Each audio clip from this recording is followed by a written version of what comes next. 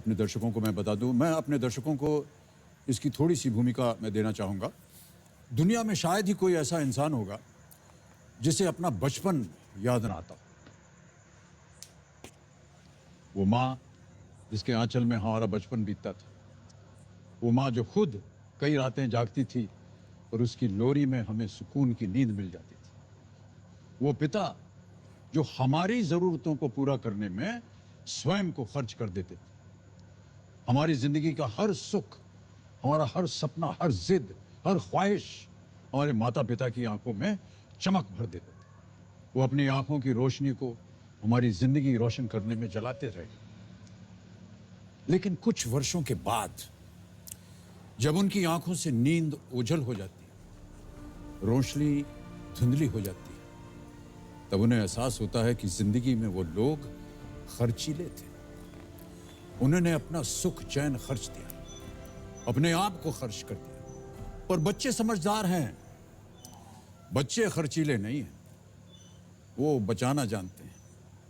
उन्होंने बचा के रखा है अपना स्वार्थ, अपना मतलब और अपनी बेशर्मी। उन्होंने बचा के रखा है अपने आप को अपने माँ बाप से। देवियों सज्जनों, इस समाज की एक सबसे बड़ी और बहुत ही कड़वी सच्चाई है बच्चों द्वारा अपने असहाय, अशक्त माता पिता को हालात के भरोसे बेघर कर देना। दुर्भाग्यवश ये बहुत से घरों, परिवारों की हकीकत बनती जा रही है। लेकिन यदि एक अंधेरा है तो लाख सितारे हैं, यदि एक निराशा है तो लाख सहारे भी हैं। और एक ऐसे ही सहारे का नाम है रवि कालरा जी। आज मैं उनके बदौलत में खड़ा हूं मैम। कोई भी सहारे ने, अपने ने हाथ छोड़ दिया, इन्होंने हाथ पकड़ा और आज इस लायक बना दिए हैं कि कल मैं अपने पैर पे खड़ा होके कर सकता हूं काम। वो तो हमारे लिए भगवान है जिन्होंने हमें सहारा दिया, नहीं तो हम सड़क पे धक्के खाते शायद। हमारे समाज की एक कितनी भयानक तस्वीर है कि घर में एक मंदिर तो मिल जाता है, लेकिन ईश्वर के समान माँ किसी वृद्धाश्रम में मिलती है। बेटे के नाम के साथ पिता का नाम तो मिल जाता है, लेकिन पिता सड़क के किनारे लाचार हालत में मिलता है। जिनके वारिसों ने बेघर कर दिया, वो बुजुर्ग शायद सड़क के किनारे लावारिस ही खत्म हो जाएं। ठीक है भैया। अगर इस समाज में रवि कालरा जैसे लोग आगे ना आए, जिन्होंने इन बुजुर्ग जीवों को एक छत दी, भूख मिटाने के लिए 2 वक्त की रोटी दी, तन ढकने के लिए कपड़े दिए, अपनी खुद की जिंदगी में अहमियत दी और सबसे महत्वपूर्ण अनुभूति दी, प्यार। ओह माय गॉड, क्या बात है। जिसके लिए ये बरसों से तरस रहे थे। संघर्ष भरी अपनी खुद की जिंदगी से लड़कर रवि कालरा ने हजारों बुजुर्गों के दिलों में फिर जीने की उम्मीद जगाई। द अर्थ सेवियर फाउंडेशन के द्वारा 6000 लावारिस पार्थिव शरीरों का अंतिम संस्कार पूरी विधि से किया। इस कायनात में ईश्वर के आदेश को यदि कोई काट सकता है तो वो है माँ बाप की दुआएं। उनके आशीर्वाद में इतनी ताकत होती है कि विधि के विधान को भी पलट सके। लेकिन काश ये बात किसी बुजुर्ग को घर से निकालने से पहले उनके अपनों को समझ आ जाए।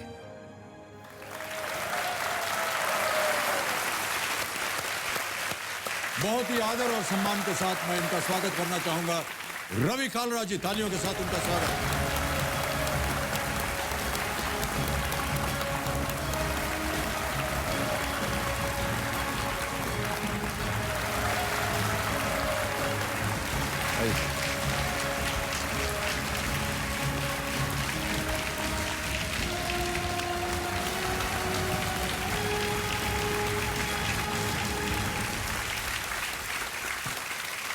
बहुत बहुत स्वागत आपका रवि कालरा जी।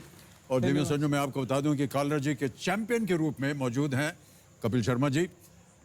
इनके लिए मैं चाहता हूं कि एक बार जोरदार तालियां बज जाए। कपिल जी, बहुत बहुत स्वागत आपका हमारे इस कार्यक्रम में। रवि कालरा जी, ये जो हमने वीडियो में देखा ये कौन लोग हैं जिनके साथ आप काम कर रहे हैं? सर ये बेसिकली अनाथ और बेसहारा लोग हैं, क्योंकि हमारे समाज की विडंबना है। वैसे तो हमारा देश श्रवण कुमारों से भरा पड़ा है, लेकिन कुछ बच्चे इतने घिनौने अपराध करते हैं जो अपने बूढ़े माता पिता की पिटाई करते हैं, उनको घर से निकाल देते हैं, उनको खाना नहीं देते, दवा नहीं देते, अस्पतालों में ले जाके उनका इलाज नहीं करवाते, और बहुत बार तो उनको सड़कों पर मरने के लिए छोड़ देते हैं। मतलब इतने इतने भयानक केसेस हमारे यहाँ पर आते हैं। जैसे सर एक एडमिशन आया जिसमें एक लड़के ने अपने बूढ़े पिता को 10 साल से कमरे में बंद किया हुआ था और वो सारी प्रॉपर्टी उसकी हड़पना चाहता था, तो उनको पुलिस छुड़वा के लाई। सर एक एडमिशन ऐसे आया जिसमें एक लड़का गाड़ी में आया, बोलता है कि मेरी मदर को एडमिशन दो, तो और बहुत प्रतिष्ठित परिवार से थे। जब वो अपनी मदर को लाए तो हमारे पाँव के नीचे से ज़मीन निकल गई। उनकी मदर का कुल वजन सिर्फ 12 किलो ही था। सर उनकी 100 एकड़ ज़मीन थी और बेटे ने अपनी मदर को 5 साल से टॉयलेट में बंद किया हुआ था। बोलता है सारी प्रॉपर्टी मेरे नाम करो, बहनों को नहीं देनी। और सर एक एडमिशन ऐसे आया जिसमें कि हम दहल ही गए कि बच्चे कितने घिनौने अपराध कर रहे हैं। सर एक लड़के ने तो क्या किया, उसके पिता कोमा में चले गए थे, तो वो लड़के ने सर धोखे से अपने पिता का घर बेच दिया और अपना यूएस का ग्रीन कार्ड बनवा लिया, और फ्लाइट के 4 घंटे पहले अपने फादर को किराए के कमरे में बंद करके कमरे में बड़े बड़े चूहे छोड़ दिए और खुद अमेरिका भाग गया। इसके अलावा सर क्रूएलिटी इतनी चरम सीमाएं पार कर चुकी है कि इंसान सिर्फ अपने ही शल में होकर रह चुका है। हम पत्थर दिल और कठोरता की तरफ बढ़ते जा रहे हैं। तो सर मैं आधी आधी रात को जाकर ऐसे लोगों को सड़कों से ढूंढता हूँ जिनको कीड़े पड़े होते हैं, जो लाइलाज बीमारियों से ग्रस्त होते हैं, या ऐसे लोग जो सड़कों पे बिना कपड़ों के नंगे घूमते हैं या नालों में सड़े गले पड़े रहते हैं। तो सर उनको आधी आधी रात को ढूंढकर अपनी गोद में लेके आता हूँ, फिर अपने गुरुकुल के अंदर उनको रहना, खाना, दवा और रोज़मर्रा की सभी सुविधाएं निःशुल्क देता हूँ। तो ऐसे सर भगवान जी के आशीर्वाद से 10 साल के अंदर कोई हज़ारों लोगों को सड़कों से रेस्क्यू कर लिया, हज़ारों लोगों के परिवार भी ढूंढ दिए, उनको यूनाइट करा दिया, और अभी कई सौ बेसहारा लोग हमारे यहाँ परमानेंट रहते हैं। और सर अभी तक मैं वैसे तो भगवान जी के आशीर्वाद से कुल 6000 से ज़्यादा लवारिस लाशों का दाह संस्कार कर चुका हूँ।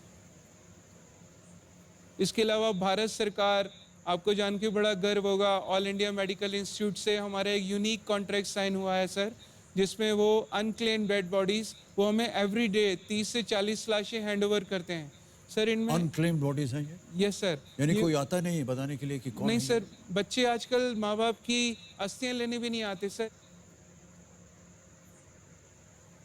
मैं रवि जी की बातें सुन रहा था और मैं उम्र में भी इनसे बहुत छोटा हूँ, लेकिन मैं सर कभी इमेजिन नहीं कर सकता कि बच्चे अपने माँ बाप के साथ ऐसा कर सकते हैं। बिकॉज मैं अपने माँ बाप, हर कोई अपने माँ बाप को प्यार करता है, मुझे ऐसे लगता था पहले, लेकिन मैं उन बच्चों से, मुझे एक बात कहनी है कि अगर आप अपने माँ बाप के साथ ऐसा कर रहे हैं तो वो दिन दूर नहीं है कि आपके बच्चे भी आपके साथ वही करेंगे। बहुत आपके अच्छी कर्म बात कही आपने। जो है आपके आगे आएंगे।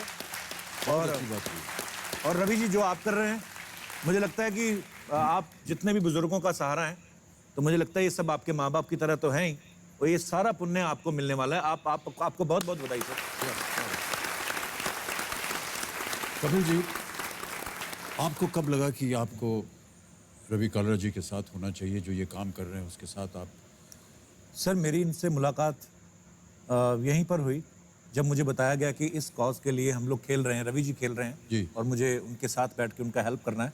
और बस आप सबकी दुआएं चाहिए, आप सबका आशीर्वाद कि हम लोग ज़्यादा से ज़्यादा रकम जीतें और रवि जी को वो चेक मिले और रवि जी जाके और लोगों की जो है वो सेवा कर सकें। रवि जी और कपिल जी, जी सर।